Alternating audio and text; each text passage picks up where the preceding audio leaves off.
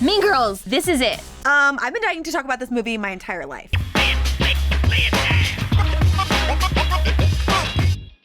Being with the plastics was like leaving the actual world. Mean Girls is everything and more. It's such a good movie. It's the best movie of all time. I think Mean Girls is one of those movies that you can watch forever. I still watch Mean Girls on repeat. It's one of the most quotable movies. It is. It is the most quotable movie. All I know is that I have a t-shirt that says, "On Wednesdays we wear pink." On Wednesdays, we wear pink. So I'm a part of this Mean Girls religion and I'm very into it. Fun fact based on my high school. I have to be honest, when they explained all the different lunch tables, it was true. I think Mean Girls is one of the best comedies of all time. And everyone still references Mean Girls like it happened yesterday, like it's a hot box office movie right now. I'm 16, but until today, I was homeschooled. And then it was goodbye, Africa. And hello, high school. Lindsay Lohan, R.I.P. The peak of Lindsay Lohan. I feel like girls all across the universe connected with Lilo. I kind of love everything about Lindsay Lohan and Mean Girls. I was definitely the Katie in my high school. Like, I was such an outcast. I would go from like school to school to school. Nobody liked me. One time, I had to write "out of order" on a sign, put it on a bathroom door, and eat lunch by myself in the bathroom. Because people were so mean to me. Oh, also, I was from Africa. I think that Lilo is a really underrated actress. This was the peak of Lilo. This was like... Georgia Rule is a good movie, Lisa. This was definitely the best thing she's ever done. She had great comedic timing. She had great presence. She knew all of her lines. She didn't seem hungover. Like, everything about her was so spot on. Can we go back in time and give her an Oscar nomination? Basically is what we're saying. Then she turned into a crackhead, and as crackheads do, things get dark. This showed her potential, and then all the personal crap happened, and then it was just so sad. I think if she would have kept her stuff together, she would have been our Jennifer Lawrence right now. She's funny, she's hot, she's got the boobs. Her boobs. Do you guys remember her boobs? They were huge. For a 16-year-old girl in 10th grade, her breasts were ginormous. She just moved here from Africa. Welcome. I'm from Michigan. Great. So this was actually Tina Fey's first big movie, and she got the best cast ever, and we're still talking about it. So I think this was like the platform for Tina Fey to become Tina Fey. The queen of all things. I feel like you find out that she wrote it and you're like, yeah, that makes sense. Tina Fey just gets it. She brought in all of her buddies for this movie, which I think is so nice. Like, if I wrote a movie, I would be like, hey, you all can come watch me make this movie, but you can't be in my movie. Like, it's very generous of her to do that, to spread the love like that. That girl knows. Like, she put together this project and she was like, yeah, these people are gonna work. And they did. Everyone from this movie is a superstar. I remember when Tina Fey's tits were out, when she was taking off that t-shirt, and she's like, oh, my tits are out, aren't they? And they were like, yeah, your titties is out, girl, they's out. I remember there's this great line in Mean Girls where she's like, seeing a teacher outside of school is like seeing an animal outside of the zoo. And that line stuck with me forever because it's like seeing something out of its element is so fucking weird. Oh my God, I love your bracelet. Where did you get it? Oh, my mom made it for me. It's adorable. I freaking love Rachel McAdams. Rachel McAdams is my queen, always and forevermore. It's weird to think that that even is Rachel McAdams because I feel like you think Rachel McAdams and think The Notebook. I didn't even realize that this was Rachel McAdams for a long time. Oh, she was a bitch. I remember that. Even when she's playing like a stone cold mean girl bitch, I still love her. That hoe, I feel like she has to be the nicest human being to play a bitch that well. She has to be. My favorite Rachel McAdams moment in Mean Girls is when she starts gaining weight because she's eating those power bars and her butt in these like juicy couture pants is just like pillows. Like they just stuffed pillows into her body. Regina George. Damn, that girl was a bitch. You want to do something fun? You want to go to Taco Bell? I can't go to Taco Bell. I'm on an all-carb diet. God, Karen, you are so stupid. So Amanda Seyfried's in this movie. Amanda Seyfried. Seyfried. Seyfried. Seyfried. Seyfried. Seyfried? Seyfried. Seyfried. Seyfried. Seyfried. Seyfried. Oh, she was dumb as hell. Oh my God, I remember how stupid she was. I think you have to be really smart to play as dumb as some of the people in this movie. Like a lot of people think I'm dumb, but I'm actually a genius. 4. She has one of the most quotable.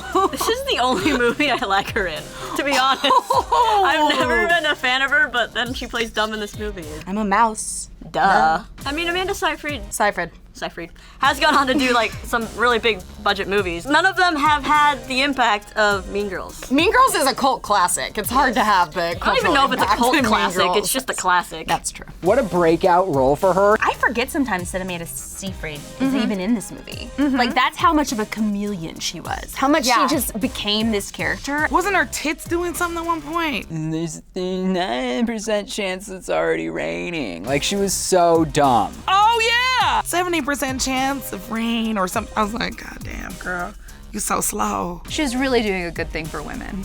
That is so fetch. Gretchen, stop trying to make fetch happen. It's not going to happen.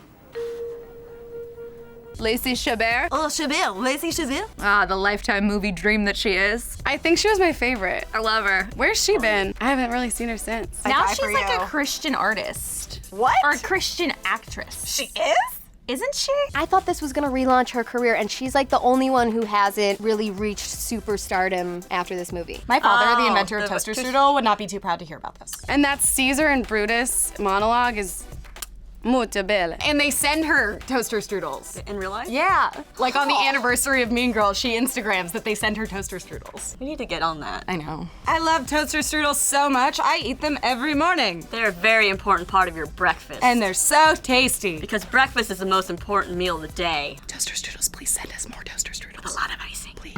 Just want you to know, if you need anything, don't be shy, okay? There are no rules in this house. I love Amy Poehler. Amy Poehler was in this movie? She played the mom. Amy Poehler played the mom. Oh, she was the slutty mom, Regina's mom. Oh, she was the cool mom. Not like a regular mom, I'm a cool mom. She's the cool mom. I'm a cool mom. I'm a cool mom. That even gets referenced on a daily basis because everyone says that Kris Jenner is the mom from Mean Girls. I think she's so cute. She looks like a little crackhead chihuahua. Fake blonde hair and these huge boobs and this little waist, and she like prances around. I loved her boobs in this. Oh my God, and the boobs. What is the hot gossip? Tell me everything. She gave her kids virgin margaritas as like a little happy hour snack after school. Amy Poehler was my mom in this movie.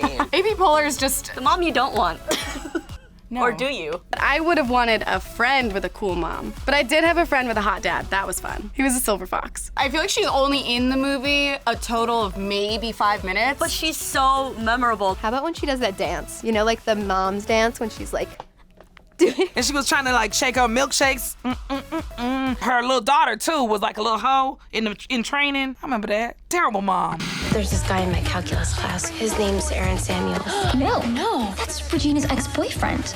Oh my God, Aaron Samuels. Jonathan Bennet is so freaking cute. I remember him.